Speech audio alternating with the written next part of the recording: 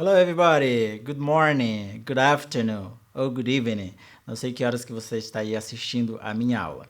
Eu sou o professor Florindo, professor de inglês, e hoje eu vou ensinar para vocês como utilizar o tempo verbal present continuous ou present progressive.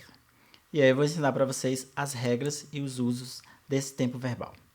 Como que a gente utiliza o tempo verbal present continuous? Nós podemos utilizá-lo para falar de algo que está acontecendo no momento, podemos falar de uma atividade que está em andamento e que ainda não acabou, algo que irá ocorrer em breve, uma situação que está se alterando, que está passando por uma mudança, ou uma ação repetida que até te causa irritação. A estrutura do present continuous. Nós utilizamos o sujeito, o verbo to be, sim, aquele famoso verbo to be que vocês amam desde as primeiras séries iniciais da escola, e o verbo terminado em ing, verbo principal com a terminação em ing. Então, para fazermos o present continuous, nós precisamos utilizar bem o verbo to be, porque ele é quem vai ser conjugado corretamente de acordo com o sujeito da frase. Então, o verbo to be é quem, na verdade, comanda a conjugação correta das frases no present continuous, porque o verbo principal ele só precisa ir com a terminação ing para ficar na forma contínua. Então, por exemplo, eu estou trabalhando agora, por exemplo. Então, eu falo I am working now. I am working now. Então, a gente percebe que tem o sujeito, o pronome I, tem o am, verbo to be, conjugado de acordo com o sujeito, e o verbo work, com a terminação ing, que fica na forma de contínuo. I am working now. Então, essa forma é uma forma contínua do present continuous. Se o verbo terminar na letra E, agora a gente vai falar sobre as exceções. O verbo termina em letra E. Antes de você colocar a terminação ing, é preciso fazer uma alteração.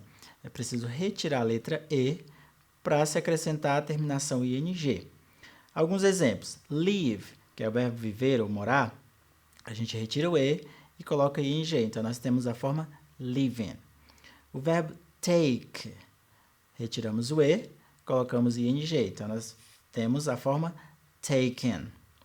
O verbo give, terminado em E, retiramos o E e colocamos ing. Então, fica given. Se os verbos forem terminados na letra IE, nessa ordem, o que vai acontecer?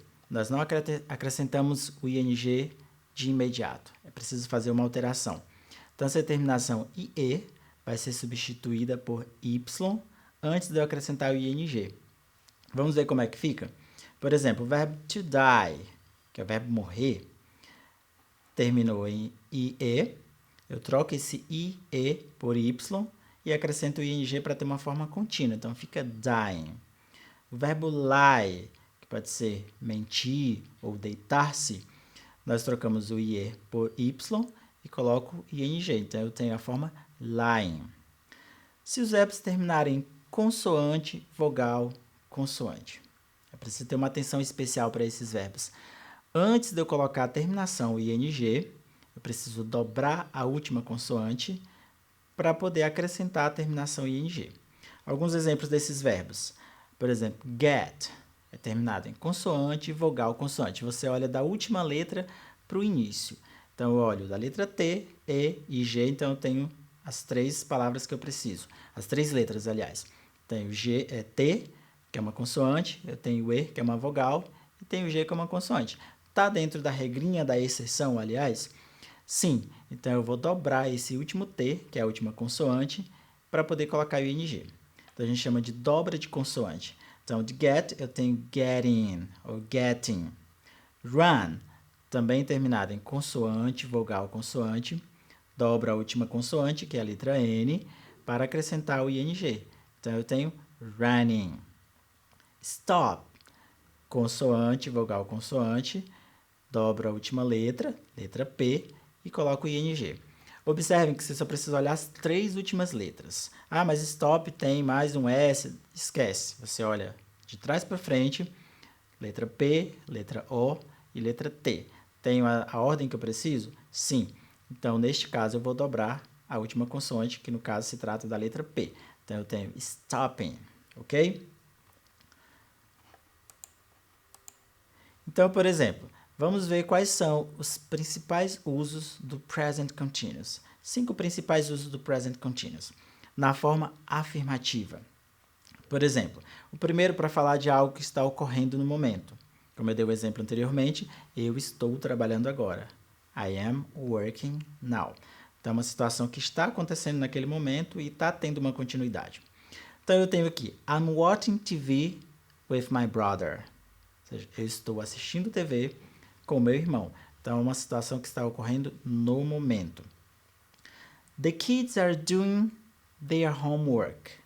As crianças estão fazendo o dever de casa delas. Então, a situação também está ocorrendo. Be quiet. The baby is sleeping. Fique quieto, né? A criança está dormindo. Então, também é uma situação que está ocorrendo. Então, esse é um dos 5 principais usos do present continuous. Qual o outro que nós temos? O segundo, para falar de atividades que estão em andamento, mesmo que você não esteja fazendo naquele momento, mas elas estão em andamento. Sabe quando você fala, este ano eu comecei a estudar inglês, então eu estou estudando inglês. Não precisa ser neste exato momento, mas eu iniciei essa atividade no início do ano e continuo fazendo. Então, é uma ação que está ocorrendo, porém não está acontecendo naquele momento. Eu não preciso estar praticando essa ação naquele exato momento em que eu falo. Então, a gente pode ver aqui, I'm studying to become a lawyer. Eu estou estudando para me tornar um advogado. Eu já iniciei o curso, mas não significa que eu já terminei. Então, a ação continua ocorrendo. He is working on a special project at work. Ou seja, ele está trabalhando num projeto especial no trabalho dele, no trabalho da pessoa. Então, a situação também vem ocorrendo e não terminou ainda. My parents are traveling a lot these days. My parents are traveling a lot these days. Ou seja, meus pais estão viajando muito esses dias. Não precisa ser hoje. Como a gente fala, nos últimos dias eu tenho trabalhado muito, eu tenho viajado muito. Então, meus pais estão viajando muito nos últimos dias, estes dias. Então, a situação ela acontece, mas não precisa ser naquele momento. O terceiro uso do present continuous é para falarmos de algo que vai acontecer em breve, num curto período de tempo. Por exemplo, I'm meeting some friends after work. Eu vou encontrar alguns amigos depois do trabalho. Então, já é alguma coisa que está prestes a ocorrer logo após o término do meu horário de trabalho. He's visiting his parents next weekend. Ele vai visitar os pais no próximo fim de semana. Então, é algo que também vai acontecer em breve. I'm traveling to Europe next year. Algo que eu já programei, que eu vou fazer. Eu vou viajar para a Europa no próximo ano. Então, eu já tenho esse planejamento e é algo que vai acontecer. She's starting a new job next week. Ela vai começar um novo trabalho na próxima semana. Então, já está certo, já está previsto. Então, é algo que vai acontecer também em breve. Então, eu posso utilizar nesse formato. Vamos ver o quarto uso do present continuous. Nós podemos usar present continuous para falarmos de algo que está mudando, que está passando por uma alteração.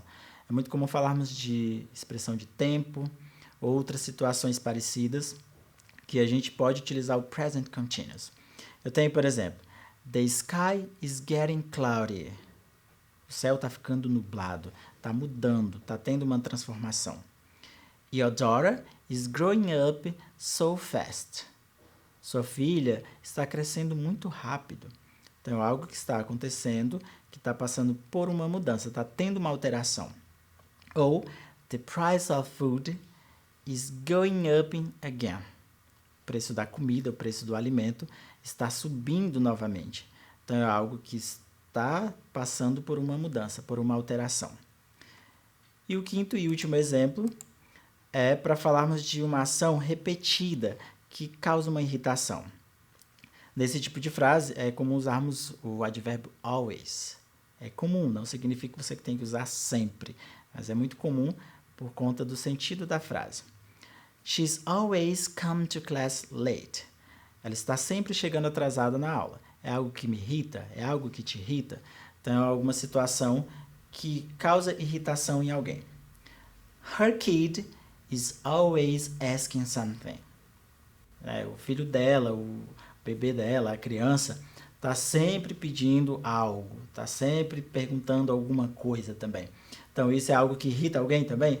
Às vezes. Então, agora que nós já aprendemos a fazer a forma afirmativa do present continuous, vou ensinar para vocês a forma negativa, que é muito simples. Como que a gente faz a forma negativa do present continuous? É só você lembrar da regrinha do verbo to be. A gente acrescenta not após o verbo to be.